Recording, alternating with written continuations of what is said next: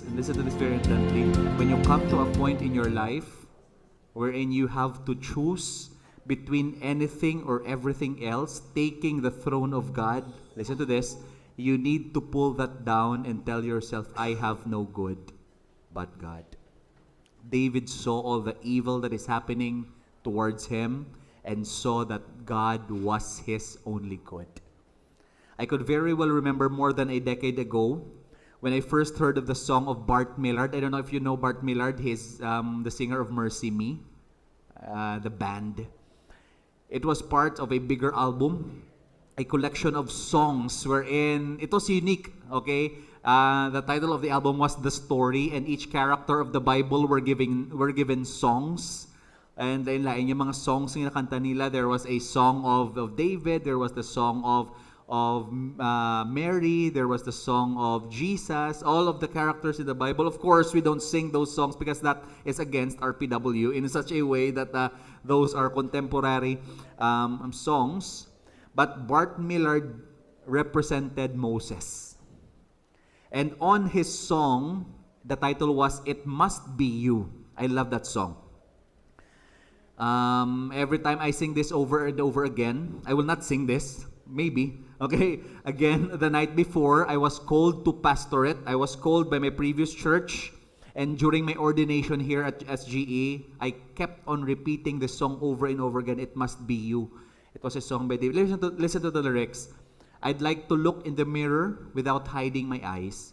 I'd like to see what you see, why you think I'm qualified to speak for you, O God, Most High, who hides a baby in the reeds of a river until he's grown, gives him a stage and a strength to deliver his people home.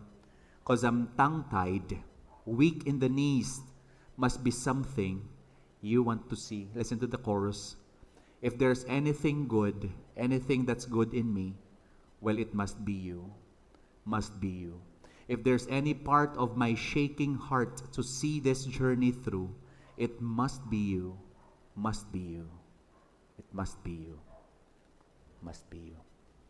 If there's anything good in us, it's God.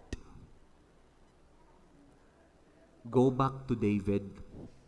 Death was on his way. He looks back at his life and he smiles. He sees one unquestionable truth. If there's anything good in him, it is God. In fact, this leads us to the second point that we have, a point that will drive us into our responses. What do we do when God becomes our only good? What is our response? Two things. The next verses, verse 3 and verse 4. Point number 2, pledge of allegiance. Okay, your allegiance is questioned. Verse 3, as for the saints in the land, they are the excellent ones in whom all is all my delight. Verse 4, the sorrows of those who run after other God shall multiply. Their drink offerings of blood I will not pour out or take their names on my lips. Verse 3, listen to this. David knows that he is not alone in worshiping God. He calls them saints. He calls them the excellent ones. And this is true. Our allegiance to God will give us a coin with, of course, two sides. One side we begin to see and desire to be with God's people. You will know that God is your only good. You will know that you are growing in worship with God if you are growing in your love for the saints. The saints of the land becomes David's delight. Is God's people your delight?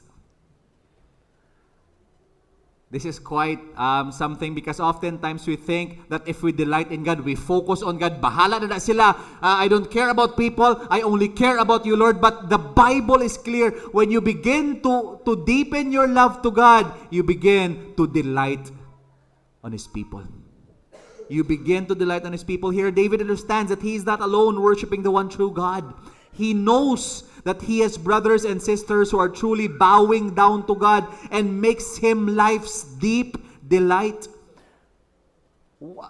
It becomes now the joy of our hearts. Ano, makapungko ka bala, upod sa iban, makapungko ka upod sa ila, makapungko ka upod sa people of God, kag makakapi-kapi. kag makaistoryahan na kamo, hindi nyo pag-istoryahan ng iba nga tao, but istoryahan ninyo kung ano kanami kag kanamit ang Ginoo. Oh, how we love that. That is our delight. However, listen to this.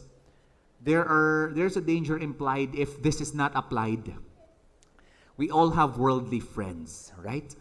I'm not saying you shut them off. Ang mga tao nga hindi gid Kristohanon, the difference, take note, the difference is in their delight. The difference is in their delight. When you live your life, nga mas sa world ka pa naga-delight, when you delight yourself in the world and with those people, more than you delight in God's people, that is the problem. You begin to talk the way they do. You reason the way they reason. You worship the way they worship. You live the way they live. The problem is you and I think that they are very happy with what they have. However, we call this the reality of influence. Sooner or later, you think like them. Ay, kung wala ko sang amusin ni, o kung wala ko sang amusa to, hindi ko malipayon. Okay? You begin to be like them. And you begin to chase a form of happiness that defines the world rather than what is defined by the Lord. Beloved, be with the saints. Enjoy spending time with them until your heart is shaped by what they delight in. But oftentimes we don't know that.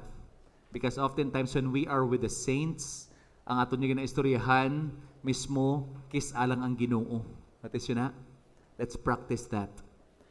And that is God and His Word. And this is a careful rendition for us. Be very careful who you give your delight to, who you offer your heart to, beloved. Be very careful. Be very careful kung sa diin ni mo ginahatag ang imo tagipusoon. Verse 4, listen to this, is the flip side of the coin. Verse 4 is the flip side of the coin when God becomes your exclusive good. On one side, you begin to see and love God's people. Okay? You begin to see and love God's people, those whom David calls actually saints. Okay? Not just temple attenders, not just church goers. Take note of this. Whom David calls saints, they are not just those who profess to be Christians. There are those who, like David, are delighting in the Lord. They know that the Lord is their only good. That is the saint. You begin to actually love God's people in such a way that you would rather be with them. Take note. Sinclair Ferguson in his book, you remember what we have read sa aton niya nga membership class? Even beyond our earthly families. That is quite a foolish thing for the world to see. I am not saying that you hate your family. That is not the point. What I am saying is that we do our best that our families will know the gospel. We do our best. That is our heart's desire. We have no other desire than our families to be saved. But take note, God will save His own. And there will be times that, sad to say, there will be family members who will not be part of God's people. Even beyond our families is our family in heaven, which is the family of God. Take note on verse 4 that there is something that is different here. The Hebrew scholars would call them the syncretists. What are the syncretists? These are in the land whom we call the balimbings. Okay? These are the people who claim that they are worshiping God, but when you talk to them, no God talk comes out of their mouths. These are the people who worship God on Sabbath with other so-called saints, but they too worship other gods. They say they love God, but they live as if they have equal delights with very small gods. What is the main point? David identifies with the saints, those people who delights in the Lord. They delight in the same God. However, on verse 4, he recognizes that there are people who claim that they are part of the worshiping community, but they are looking after other gods. Verse 4, the sorrows of those who run after another god shall multiply. Their drink offerings of blood I will not pour out or take their names on my lips. Humble ni David, I will not even say their names. I will not identify myself with them. Tuod ni. Wala sang tutuod nga kalipay sa piki nga Dios-Dios. Emphatic na ha, piki na Dios-Dios pa. The problem is, you will be blinded to this truth when you live according to the delights of this world. Honestly, this is not guilt trip, but if you spend more time on Netflix rather than God's Word, you begin to think like what you are seeing on Netflix. Your thought patterns are actually being shaped by what you are watching.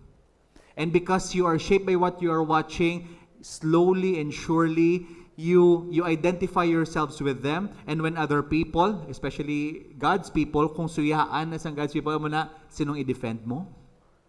Hindi lang mo yung kabalo kung ano na yung ilan na agyan. Amo na siya normally. Because we begin to think like the world.